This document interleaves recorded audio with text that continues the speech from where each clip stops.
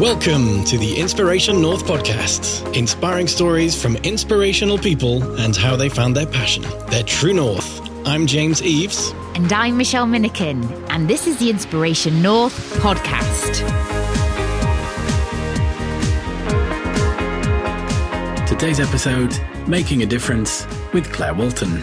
We talk about the commendable job HR professionals have done during the pandemic, how we should all ask for help when needed, and her wanting to be Wonder Woman growing up.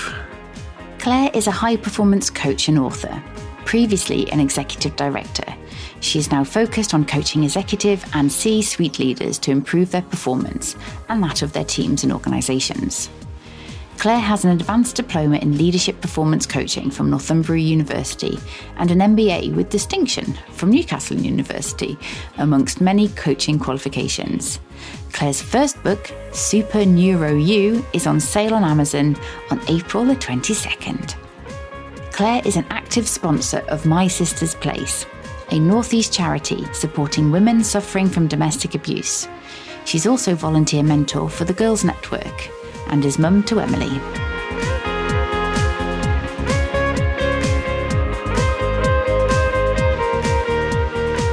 Thank you ever so much, Claire, for coming on to the podcast. How are you today? I'm very good. Yeah, I'm so excited. I keep saying to you, I'm excited because I'm going to be on the receiving end of somebody else's questions for change, which, is unusual and it's a treat. Put it that way. Awesome. So we're going to go to the first question is, did you know what you wanted to be when you grew up? Do you know, I mean, I knew you were going to ask me this question and I didn't think about it too much because I didn't really have to, because I've been talking about this quite a lot to people recently. So the very first thing, the thing I had to think about is, am I going to be prepared to say the embarrassing things? And anyone that knows me will know, of course, I'm going to go there. So several things, and they've got some things in common. So first of all, I wanted to be Wonder Woman. Awesome. And for anybody listening that is not quite as old as me, which is possibly most people, I'm talking about the 1970s, early 80s version of Wonder Woman, not the recent one. Although now the recent one's out, I would actually like to be her because she's even better. But yeah, I wanted to be the Linda Carter version of Wonder Woman. I just thought she was, this amazing, powerful, empowered, super strong, wonderful woman. But also, it wasn't all the sort of strength and confidence and everything that she had. And obviously, beating up the baddies and things. Although that was a big thing, the fact that she was for justice. This has been a central theme throughout my life. And it started with Wonder Woman. So it was all about justice and fairness and, baddies sort of, getting dealt with in the appropriate way and all the rest of it. But she was also just really compassionate and kind and caring. And so you got that soft side with her as well. And I just really liked that combination. And I also like the outfit, if I'm honest. It's canny. Yeah. It's the boots. I like boots. Do you know, with me, it was the headband that she had. I absolutely loved the headband. And then I actually had a friend's 40th that I went to a few years ago, only literally a few years ago. So how old would I have been? I was 49 at the point at which I dressed up as Wonder Woman for the first time. Wow. You're never too old. And again, it was the band over the head that was the best bit of it. So I did get to be Wonder Woman eventually, all those years on. So that was the kind of like the first one. Can I go on with a few others? Yeah, go on. Yeah, that'd be great. So, oh God, this is the really embarrassing one. I can feel myself flushing as I'm saying it. I can't believe I'm going to say I've never shared this, I don't think, with anybody, certainly not so publicly. But there's a reasoning behind it. Okay, so I'm going to get over my embarrassment for the first bit, but I wanted to be Miss World. You can probably see me blushing. Not because I thought that I could be Miss World in terms of looks or anything. I mean, I was such an ugly duckling, like in my younger years. I mean, you know, thank goodness I changed a wee bit since then. But I wanted to be Miss World, and it wasn't to do with the glamour of it, and it wasn't to do with thinking for a minute that I would ever have the figure or the looks or anything, and I never have had. But it was, you know, when are you too young enough to remember Miss World? Yeah, Donald Trump did a bit.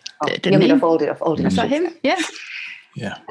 Okay, that's all right then. So it was, you know, when they did almost, I think it might have been the final round, where they talked about what they would do if they became Miss World. And World peace. Yeah, exactly. Yeah. They were all going to create world peace. They were going to do charitable things. They were, you know, going to save the starving in Africa, etc., etc. And it was that. So I used to, and again, here's the oversharing, but I used to cry at that point. I used to well up with, I'm very good at empathizing with people's, well, I believe I am anyway. I'm told I am, with people's emotions now.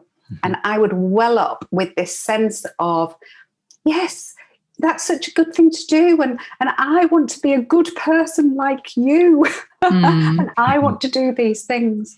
So that was my desire to be Miss. I was obviously never Miss World because I never had the figure for it or the looks. And then I wanted to be a journalist. So I saw myself as being a journalist and going out and researching. Again, it was all very, you know, a bit like, is her name Erin Brockovich? Oh, yes.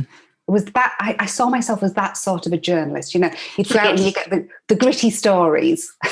She wasn't a journalist, but she's more of like a water activist, and so she finds out what's wrong and then fights the bad guys. Yeah.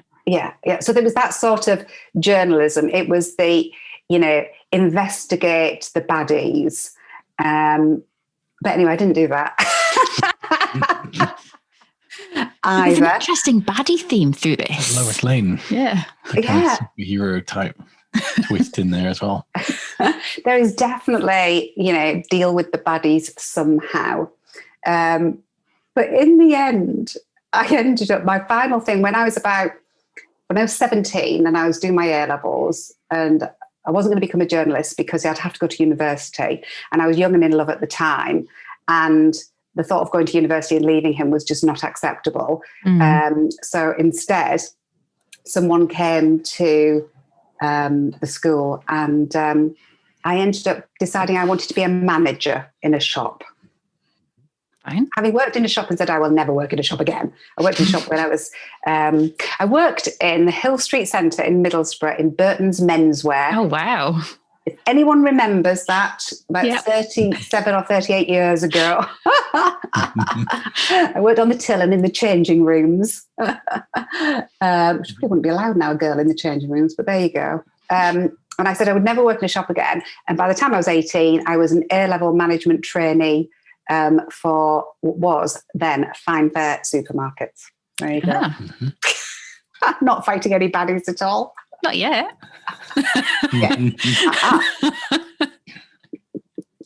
the odd person stealing the odd grape and security. You ate a grape. Maybe the odd discipline. Maybe I was doing disciplines and things back then because my first, after the management trainee thing, I went into HR, which was called personnel back then. And I mean, it was a very, very, very different job. So let's get all the timing right. So I'm going to have my 53rd birthday this year. So going back to when I was 18 and an assistant personnel manager at Fine Fair back in the Hill Street Centre again. So that was, quite a long time ago. Personnel was kind of the person that did the disciplined the grievance, told you off for not wearing your tan tights, your tan coloured tights. And issued the tampons if anyone was struggling. Yeah. I see. So yes, protecting the world. Oh dear. So yeah, and then it, that went on to my first career. Excellent. So was dealing with people, was that something that opened your eyes to there might be something in this? Even with all these different elements, I suppose it's what came next. Was it linked to HR then, from having done personnel type work in Fine Fair? So, I had a career pretty much up until I was 40 doing HR roles, eventually HR director, various different companies. Corporate change director was one, but it was kind of similar because we were all on the people side. So what's that? So I then had a 20-odd year career primarily focused around the whole sort of people side. But I had one break from it, which, a couple of breaks from it, actually. So one of my early breaks from doing the HR role was in my mid until late 20s. I came out, so by then I was working for Asda. So I graduated from Fine Fair via Gateway. So by the time I was 21, I was working for Asda. So I had a few little changes, even in 2 years. And so I was working for Asda. I went down south. So I currently live in Teesside, which is where I was living when I was 18. And I went down south to Buckinghamshire. And at 21 years old, I was working in HR there still for Asda. Ended up graduating onto a regional type role. And after I'd done a regional role in the southeast, then came back up to the northeast. I keep coming back like a bad penny. So I came back up to the northeast, did another regional role back in the northeast. And I had this thing whereby a lot of my role was about coaching and supporting the general store managers. And I kept thinking, and I'm going to admit to this, I kept thinking, I'm sure I could do their job, and I think I could do it better than them. And if there's any of them that are ever going to listen to this, oh my God, that's embarrassing. But anyway, that is what I thought, honestly. And I was a bit arrogant back then. I'll be fair, I was quite arrogant back then. I think the arrogance probably didn't leave me until I was about 40, again, being really honest with you. And so I went and actually did their job for a while. So I ran the Asda that was at Spennymoor, did a turnaround of that over about 12 months. And then I went to Hartlepool Marina and did a turnaround of that for about 12 months before leaving Asda and then going on to my next job, where I ditched supermarkets and retail eventually, only to go back to them at some point, but anyway, and went on into financial services, again, doing HR. But ended up with a career of doing HR roles, like I say, eventually, I don't know, about 6, 7, maybe 8 HR director roles in different companies. But eventually going after this idea of how do I help? So I've got this idea about ripple effect. Yeah. How do I help as many people as possible? Okay. So by the time I got to probably my early 30s, I think. Yeah, so it was when I went to be corporate change director at Royal Mail. I had this thing about ripple effect and how do I help as many people as possible? And so as a HR director in a large company, and I tended to work for pretty big companies, if I make sure that we've got a good culture in our organisation, yeah, and I support a strong strategy, yeah, we can employ lots of people and employ them well and look after them. And that's a good thing to do. And, you know, by the time I was corporate change director for a while at Royal Mail Group, I think it was about 220,000 people we had there. So you had that ability to have an impact on a lot of people. But then I also took it a bit further and I used to think, well, you know, if we have a good strategy And so we're a good organisation, we're doing good things, and we're looking after our employees. It also means that we're having a ripple effect in terms of the customers that we serve and the communities in which we operate. And that was my kind of thing. So it wasn't so much that I was dealing with the bad guys, but I was more trying to kind of champion the good guys, if you like. And then that progressed into eventually what I do now as well. But yeah, there's always been a little bit of a theme there. Somehow. So it wasn't charity work, but it was trying to do good regardless. Yeah. And that ripple effect is so important. Isn't it Richard Branson that said, look after your staff and they'll look after your customers? Or something along those lines. More than likely. I think he says something like that in his book, The Virgin Way, I seem to remember, which I thought was a very different book. But anyway. It's sort of I think Southwest Airlines is known for that as well. If you look after your people, they'll take really good care of your employees, and then the profits come on the back of that. So. Yeah, Southwest Airlines, actually, that was one of the organisations when I was researching organisations that do that. It was one of the ones that I really looked into. And what I really like about Southwest Airlines, Southwest, is that right? Yep. Yeah, Southwest Airlines. I just had a senior moment. It happens. It does, honestly. When you're menopausal as well, the combination is not good. Yeah. So I looked into them, and one of the things I particularly like about them, which is I think more so than Virgin, they also have fun. So that's a big thing about their organisation, is they have fun. Now, anyone that worked for me or with me in my early career, I don't think would have necessarily seen that side of me. I was incredibly ambitious, and I kind of did get a little bit consumed and absorbed a little bit of the kind of macho cultures that I tended to work in. And that would have come out in some of my behaviour and so on.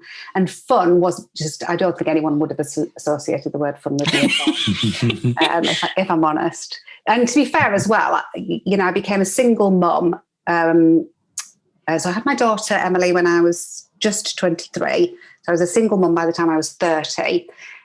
And this big career, there was not really an awful lot of time for fun, let's be fair. So one of the things that I try and bring in my work much more now is a sense of fun. And I like organisations that do that. And the more I've researched as well, the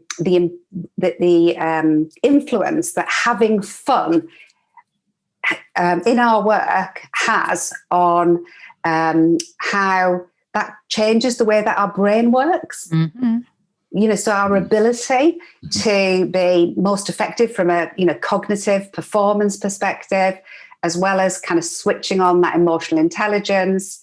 It's also much better if we're having fun at the same time. Yeah, you learn much better when you're having fun. Yeah, exactly. So it's good. It's a good excuse to be a little bit. This is a scientific basis, isn't there? Yeah. Oh, you see, I've got into all of that of late. You see, I like all the science behind things these days. But I won't bore you with that because that's not necessarily fun. Well, I quite like it, to be fair, but Okay, so what made you leave HR directorship to set up your own business? What was that transition about? Well, there's probably, let's go back to the fun thing to begin with. I wasn't having fun. So that's definitely one thing. I was not having fun in those jobs. So whilst I was, driven by a passion and a purpose to make a difference, and I really wanted that ripple effect, in doing so, it was actually having a toll, being serious for a moment, going back to fun and then all of a sudden being serious. But anyway, it was having a bit of a toll really on my physical health. I could see that, it had been, being really honest with you guys, it had been incredibly stressful, having the big jobs and traveling a lot and being away from home and everything, and having my daughter on my own and not having any family support around me as well because we lived away from family. Kind of like doing it all and for year after year, and in macho cultures that I was trying to change, and sometimes being impacted by those macho cultures. And let's just throw a sprinkle in of sexual harassment as well. Yeah, such fun. I know. And let's throw a sprinkle in of bullying as well, and various different things. And I kind of like realized that I wasn't getting any younger. And it kind of coincided with me approaching 40, and my mum wasn't too well, and I was back down south again. Like I said, I've been up and down several times. I was living in Stamford, which is just north of Peterborough, and my daughter was going to be 16, so she was coming to the end of her GCSE year, and I'd not wanted to disrupt her prior to that. So I had a chat with her and said, how about you go back to Teesside and go back to your original school that you went to kindergarten in, and do your A-levels at Teesside High, and we moved back to the northeast. So I gave up my big job that I had, HR director on the board of a subsidiary of Next PLC, and looked after my mum, got my daughter started at school, and kind of went, what am I going to do with myself? And I did the old vision board thing, and came up with a vision board, and I envisioned a life where I would be having a life slightly more at ease, let's say. I mean, it didn't happen, but that's what I envisioned. It's a nice vision to have. And for about 3 years, I was doing a mix of what I'm doing now, coaching, and at the time I was doing some consulting as well. But I was kind of like doing it more as I haven't worked out what I'm really going to do. But it worked for them. Okay. And then I got lured back into a big corporate role again. And I went back down south. I still had my house in Stamford, which I'd not quite sold because this was all, credit crunch and all of that time. And so I'd been letting it out, and I decided to move back into it. My daughter was at university at this point. So I went back to this huge house, living on my own. My friends had all moved away from Stamford, and I'm there doing this big job, which again, I remembered I hated. Lured back in. Oh yeah, this is where I left. Exactly. But it's, sometimes you have to do these things, don't you? Life is not straightforward. Life is absolutely not straightforward. Anyway, after 3 years of doing the HRD role again, I came back out of it, took a little detour and took a year out to do my MBA full time, as you do at the age of 46. Why not? I mean, my poor daughter, she was at, she went to Northumbria Uni, and then she was going to do a master's at Newcastle. So I rock up one day and say, I think I'll do a master's as well at Newcastle. Brilliant. How would you feel about that? And I looked at me, panic struck, as if to say, please, God, don't tell me it's in the same subject. But it wasn't. She was doing clinical psychology, and I did my MBA. And had another kind of, what are you going to do when you finish this, Claire? And then ended up doing what I'm doing now. And that's been the last 7 years. It's incredible. Are there any, in terms of HR, are there any things that stand out to you from over the years that have changed, or that we're seeing change now, that you perhaps would have liked to have had earlier on in your career? Bit of a wide question, isn't it? No, that is a brilliant question. That's an absolutely brilliant question. There are so many things. I have a massive HR network now who I support, and they support me too. And I take my hat off to them, actually, because, and particularly over this last year. Actually, God, I can feel myself emotional. I didn't think I'd feel so emotional, but the job that they have done over the last year, looking after people at such a difficult time. And I think the reason why I feel emotional for them actually is because I don't think they're often recognised as much as they should be. And I'm close to a lot of HR directors. I mean, I have clients that are all sorts of different director roles. But I felt as a HR director that we were never really given the credit for what we did, the difference that we made to the organisation. But I think over the last year, the HR directors have perhaps been seen in a much more positive light, because we're starting to realise that we employ human beings, and it doesn't matter how much tech you put in. Yeah, it doesn't matter how much. It doesn't matter what you do, actually, what sort of organisation you are. Ultimately, there are always human beings behind it. And those people need to feel good about themselves, and they need to enjoy working with each other. And there is a lot of science and art behind all of that. And the HR directors really, they take the lead on the science and the art behind how do we get the most from the human asset. I think that honestly, it's like, I know I'm not supposed to make noises, but I'm clapping here. I just think, the world over, they've done an amazing job, and unfortunately not always put themselves first, which they need to start learning a little bit. We've noticed that one as well. Yeah. But I just wanted to call out a couple of specifics, actually. In my day, we never talked about the menopause. Yeah. And I look back now and I apologise to any women that I might have laughed at in my arrogant younger years and not understood what they were going through. Hands up. I understand now. Thankfully, I've got mine under control. But, I'm with you on that one. It's like, why does she keep turning window open, window closed, cardigan off, cardigan on? Yeah. I'm sure I'll find out at some point. So.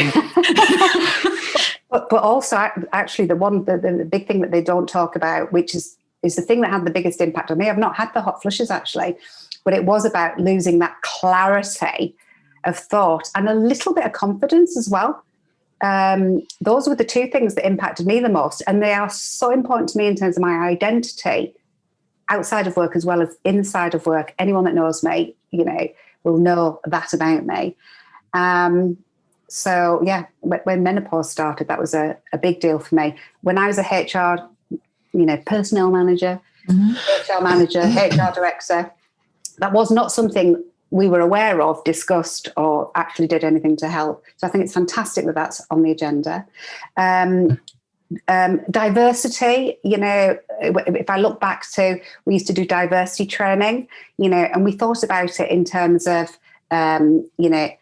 two genders, male and female, and in terms of, ethnic background, and that was about it. And actually, when I look back on what we did, we did a lot of people a disservice on how little we did, but we didn't know, in all fairness. And I think, again, that agenda, I mean, I'm learning all the time from the kind of outside looking in to my HR contacts and clients. But again, neurodiversity, for example.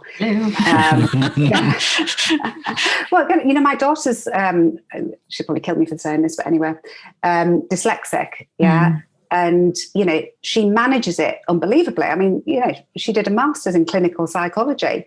She does a big, important job now. She has to work harder than anybody else because of it, but it does not stop her being brilliant. And understanding these sorts of things again. So understanding that's why I say it's an art and a science. HR, we're understanding so much more about human beings now than we ever did before, and we need to put that understanding to good use, and make the world a better place. And from a HR director or manager's perspective, you have a fantastic opportunities to do that. Yeah, it's fab. It's really exciting, I find, because I think it's moved from HR as a function, as I viewed it from my experiences in different corporations, and it's gone more from a compliance base, or we get people in and we get people out, to this being a minimum, a base level of operating with an HR function to actually going above that and saying, well, why don't we have the HRD on the board who's actually involved in the discussions around the strategy, as it can't just be what's typically old white dudes called Dave creating all these 5 to 10 year visions, but then there's no one involved from a people perspective, and how to implement this, as we don't have the right diversity in different types of thinking. And it seems obvious when there are women who've reached a certain point in their career and they're strong assets to a corporation. And really it's a change of thinking and accommodating them to say, well, we've not lost this person. We just need to make some adjustments in how we accommodate them during that period of time, however long that may be. But what can we do to support that person? And I think this is the company of the future that doesn't just have a BS mission statement of, well, we love our people and we develop them and we have a great place to work.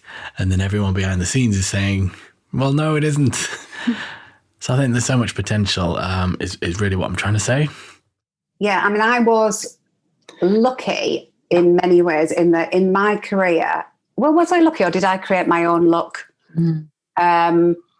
Interesting one. I'll just hang that one there. But in my career, my role, even from kind of in my mid-20s, no, early 20s actually, when I was a regional HR manager for Asda, we were integral. We were seen as integral to the commercial sustainability of our organisation. Asda was going around through a turnaround at that time. And every organisation that I've gone into, I've either been absolutely integral as the HR director to the organisation's success, or I've left. And I have left a couple because whilst in the recruitment, they may have said that's what they wanted, when they then didn't mean it, I left.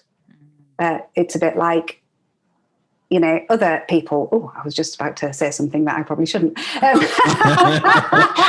just have to take it out. That could have been interesting. You know, I'll just drop in. Anybody lies to me, I can't be doing with lying. I can't be doing with deceit. So anyways, when organisations pretend to be something that they are not. Yeah. Really obvious though, from the second you walk in the door, you're like, hang on a second, you can pick up the vibes. Yeah, but unfortunately, I mean, in terms of lessons learned, I mean, I do a lot of this sort of work with clients now, is when you are going through that process of looking for a job, or when you are being, you know, handpicked, the old headhunt, for a big job, 6-figure salary, nice pension, car, nice corner office, blah, blah, blah, then it's very easy for you to see what you want to see. So your brain plays tricks on you. And then once you've got the job, as you say, Michelle, you know, on day one, you start to realise this is not quite what I was sold. Buyer's remorse. But there's no cooling off period. No. Yeah. Well, you know, I mean, when that has been the case, I've tried to see what I can do. And then, you know, if it's not going to work, then it's not going to work. And I'm not one for wasting my life on things that aren't going to work. So I'm a trier, but at the same time, I'm realistic and I won't just, you know. Know when to quit. Yeah. Cool. So you have a book coming out on James's birthday, actually, which is really exciting. So I know I'm going to get him for his birthday. What took you down the author route? Well, first of all, happy birthday for April the 22nd. Thank you. After Her Majesty. Well, it kind of goes back to, you know, what did you want to be when you grew up? And, you know, I obviously had this idea that I wanted to be a journalist. I wanted to write. One of my A-levels was English literature. Interestingly, one of my other A-levels was British government and politics. Jeez. And Sounds heavy.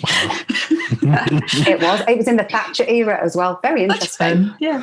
But my politics teacher at that time said in front of the entire class one day, Miss Walton, you do not have the art of written expression. That was nice. When commenting on an assignment I'd written. That and the fact that I was loved up at the time were the two reasons why I didn't end up going to be a journalist. So I was hanging on to this criticism from him for quite a long time. I actually went and studied some business English writing when I went into financial services, because financial services is somewhat different from working in supermarket retail world. And I was business partnering a whole load of middle-aged men called Dave on the executive team and so on, and they all had their MBAs and their PhDs and so on and so forth. And I thought, God, I haven't even got the art of written expression. And I hadn't done a degree because I'd obviously gone to work straight from A-levels. So I remember doing this English writing course, and they taught us business English, which of course then all got undone when I did my MBA for a year because I had to be taught something else. And deep inside me somewhere was, I just want to write like me, you know. A normal person. So there's a little bit of that. I've always wanted to write something, but also in my work's not accessible to enough people. And, you know, I mean, I work primarily with exec directors and aspiring exec directors, but a lot of the stuff that we work on is self-leadership. Not everything, but a lot of what we work on is, you know, because most people, by the time they get to being an exec director, they know what they should be doing, but they're not always doing it. Yeah, some are better than others, right? I mean, I've worked with the good, the bad, and the ugly over the years. And they know what they should be doing, but they don't always do it. And a lot of the gap is about how they're managing themselves. I do more than that in my coaching, but that's a big part of it.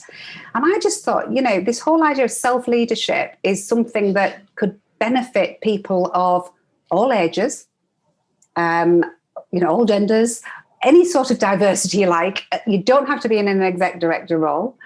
And you might not be able to afford to come and have coaching sessions with the likes of myself, but you could get a lot of these lessons through reading the book. And the book actually charts the journey of Laura, who is a fictional character. There's a bit of everybody in Laura. There's a bit of me in Laura. There's a bit of lots of my clients over the years in Laura. And it charts her journey through a coaching experience with this mad coach, i.e. me. And so you get to have it almost like a bird's eye view into coaching sessions with Laura, some of the homework that Laura gets to do. Laura charts in her journal how she's getting on, how she's changing. It's a bit 2 steps forward, 1 step back, because that's the real world of coaching and of learning and of development. And then at the end, you get to see her 3 years on in terms of how has she changed over the long term, and what's she doing in terms of that ripple effect as well. Oh, that sounds lovely. I'm hoping it is. Yeah. It's like, I like the fact that it's not like, oh, coaching, I can wave a magic wand and fix you. It's like, no. No, not at all. It's interesting. One of my clients, I mean, this happens to be written about a woman, but I probably have 50-50 in terms of, and I'm going to use the male-female gender, because as far as I'm aware, my clients are either male or female, as far as I'm aware. I know there's other genders out there, but as far as I'm aware, that's it. And it's about 50-50 in terms of my clients. But one of the guys describes me as his fixer, which we probably haven't got time for this, but you can edit it out if you want. It's a funny story. I went on a walk with him a few weeks ago, and at one point we were walking, socially distanced obviously, through a wood, and then came out the other end, and then we met this woman with her dog, and he decided to introduce me to her because she's one of her neighbours, and he describes me as, me, Claire, she's my fixer. And I'm like, hang on a minute, we've just come out of the woods. It sounds like I've just been drug dealing or something. He calls me his fixer because he says I fixed him. And I always put him right as well, because no, he fixed himself. And this is one of the key things about coaching. People have got to remember it again. I've pushed this message in the book as well. if you come to coaching sessions and don't do anything outside of the coaching sessions differently, you don't do your homework that I always give you. If you don't put into practice new techniques, if you don't do reflection and noticing and various different things that we do in the coaching sessions and I issue as homework, if you don't put the work in, you will not be able to make the changes that you've come to the coaching for. Mm-hmm. I cannot fix you. You can only fix yourself. Nobody's broken, by the way. No. Or rarely broken. If they were totally broken, they wouldn't go to coaches and therapists. Exactly. Yeah. Very good point. And I do have a lot of therapists that I also then will hand off to should people ever need that. But, it's surprising how much, I do a lot of deep coaching work, and a lot of it is therapy inspired as well. So I've done a lot of courses where, we can take various different therapeutic techniques and use them from a coaching perspective and know when to hand off and when we don't need to. But the point I would like to make is if you want to have a transformation, then you have to work. You have to work in the session. You have to work outside of the session. It takes practice, and it will be 2 steps forward and 1 step back. And people do need to have that realism around the coaching experience. And coaching is not for people who are broken, and it's not for people who have a problem. Coaching is for everybody. Mm-hmm. I use coaching now myself, both in terms of supervision of my coaching, but also, there are times when I will still need some extra support. Thank you ever so much for your words of wisdom. It's been brilliant. We're going to totally lower the tone now with our quick fire round. So question number 1, please, James. So question number 1, what is your best and worst flavour of ice cream? Well, I'm not that keen on ice cream. So all of it's gross. But like with a lot of things, if that's all that's available, I do have quite a sweet tooth, so I will still eat ice cream. These days, anything that's salted caramel. Yeah. Yes. So that would include my ice cream as well. Yeah. James and Oliver made some salted caramel sauce the other week. It's like literally molten Werther's Originals we put on vanilla ice cream. It was really nice. So good. Awesome. Question number 2. So, which movie quotes do you regularly use? Wonder Woman ones. I am a little bit, into the whole Wonder Woman thing. So, love conquers all is my favourite Wonder Woman quote. I'm on the spot now, so I can't remember, and I'm rubbish at quoting. I'm rubbish at remembering people's names, and I'm rubbish at quoting things. But love conquers all is probably my favourite Wonder Woman one. There's quite a few Wonder Woman quotes in my book. Awesome. You're selling it. You're really selling it. So question number 3, if you could level up humans as a species, what ability would you increase? I'm really glad you asked this question, funnily enough, because I would do what I'm doing in the book, and I would get them to learn about their superpowers, because we all have at least 9 superpowers that I don't think we're aware that we have. Okay. And we've probably got time for me to do all of them. So I'll pick, I just love them all, but I'll pick 1 or 2 of my favorites, if that's okay. So my first one would be curiosity. Curiosity is a superpower. So when I refer to myself as being arrogant in some of my, previous decades, probably the first 4 decades of my life, being really honest, yes, I was curious and I like to learn and so on, but I would say I've doubled my curiosity since then. Mm-hmm. Curiosity is a great way of learning, but it's a fantastic human ability to build relationships, to get to understand other people better, in this world, we do way too much judging people. Mm-hmm. And I am far from perfect. So there are times when I might judge people as well. And I try not to do, and I try really hard these days not to. I wasn't even aware I was doing it before. Mm-hmm. If we find ourselves being judgmental, then just, go to curiosity, be curious, try and understand what's going on behind the obvious, behind the behavior, behind the way the person looks, behind the way they speak. Get curious. Curiosity then helps you link to, and I promise I'll only do two, helps you then link to compassion. And if we look at the meaning that I write in the book about compassion is, to notice someone else's suffering and to do what you can to alleviate that suffering. Mm-hmm. Well, you can't notice that if you're not being curious. Yeah, or it limits the degree to which you notice it, because a lot of people's suffering goes unnoticed. I certainly know, mixed with my arrogance around my teens, 20s and 30s, would have been a lot of suffering, and arrogance was almost like a shield for that suffering, and people would have had no idea because they were judging probably what they saw as the shield and the armour, rather than getting curious about what was actually going on behind the behaviour. And I try to teach that, share that technique and understanding with people all the time now. So there's 2 out of 9 of them. Brilliant. Good Thank answer. you. I think I've got an idea of how you're going to answer this one. So if we could take you back to your 18-year-old self, what advice would you give to you? I did actually make some notes on this one. I'll do it really quickly. First thing I wrote down was, don't rush your life away. Mm-hmm. I feel as though I spent my life rushing it away, trying to get to the next stage. I got married for the first time at 18.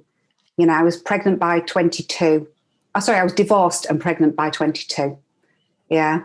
I didn't go to university because I wanted to leave home, get a mortgage, move in with my boyfriend, get a house. I mean, it's just ridiculous, the speed at which we're trying to achieve everything. So that's definitely one. Don't rush your life away. The second huge one, I'll make it second in case we run out of time, ask for help. Your sister. Ask for help. I swear to God, people say to me that, there's a big difference between men and women. There isn't. There's not a lot of difference. In fact, we mentioned menopause earlier. Men have a menopause. It's called the andropause, right? People talk about imposter syndrome. Men have imposter syndrome just as much as women. Yeah. Men and women are very, very, very similar. Okay. Men just express things differently to women. But what I would say, and particularly of women growing up now, yeah, I think even more than before, people don't ask for help, and particularly successful, high-achieving people don't ask for help. And it's ridiculous. And I was definitely one of those people. I've had some traumatic stuff happen in my life, personal and work.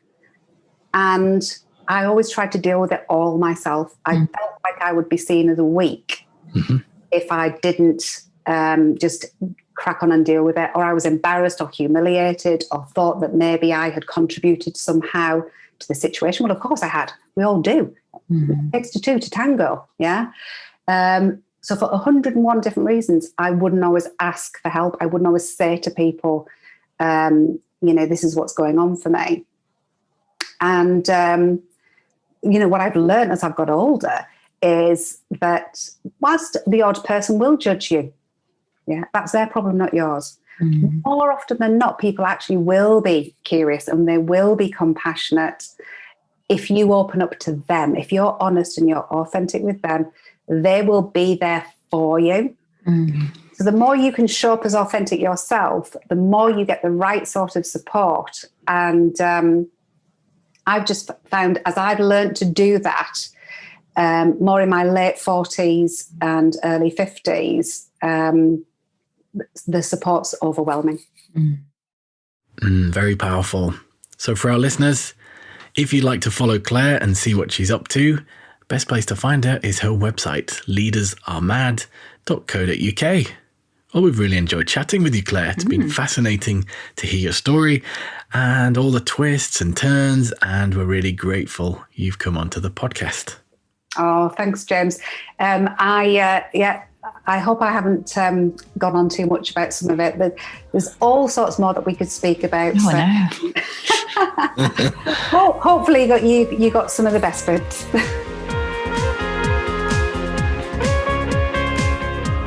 Thanks everyone for listening. Check out all the show notes at inspirationnorth.com. Join us again for the next episode when we'll be chatting to another inspirational person. If you like this, subscribe and tell your friends. If you didn't like this, subscribe anyway. And tell everybody.